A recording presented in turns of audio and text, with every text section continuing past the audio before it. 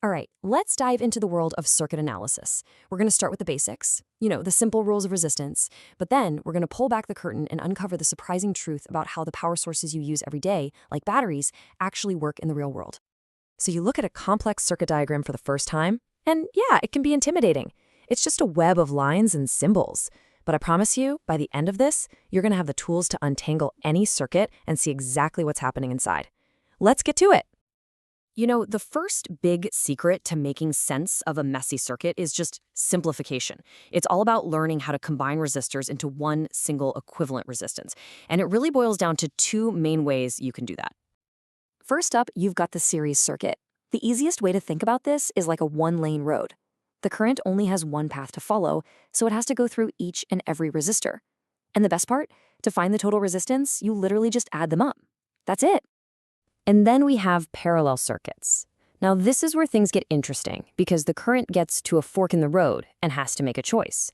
It splits up and travels down multiple paths at the same time. The math for this one is a little bit trickier, involves some fractions, but it's super powerful.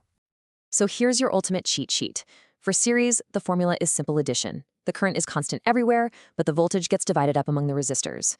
For parallel, the math's a bit funky. The current splits, but the voltage is exactly the same across every single path.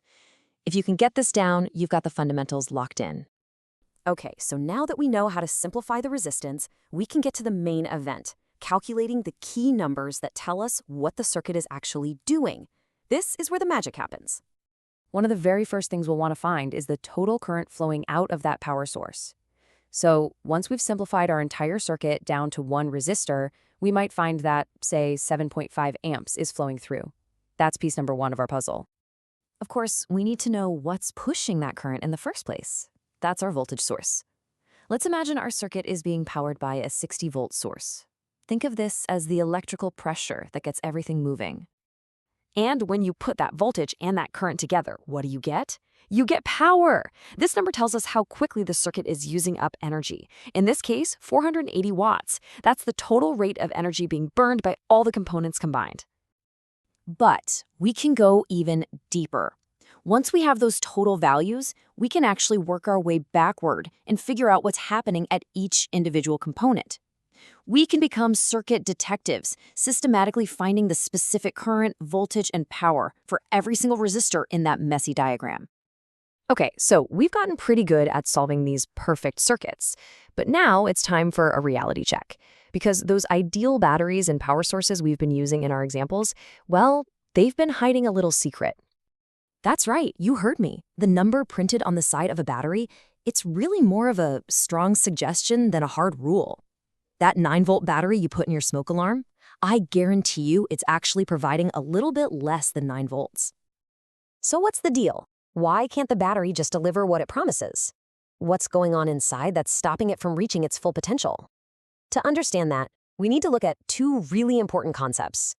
First, there's something called electromotive force, or EMF. Now, it's a terrible name because it's not a force at all, it's actually a voltage.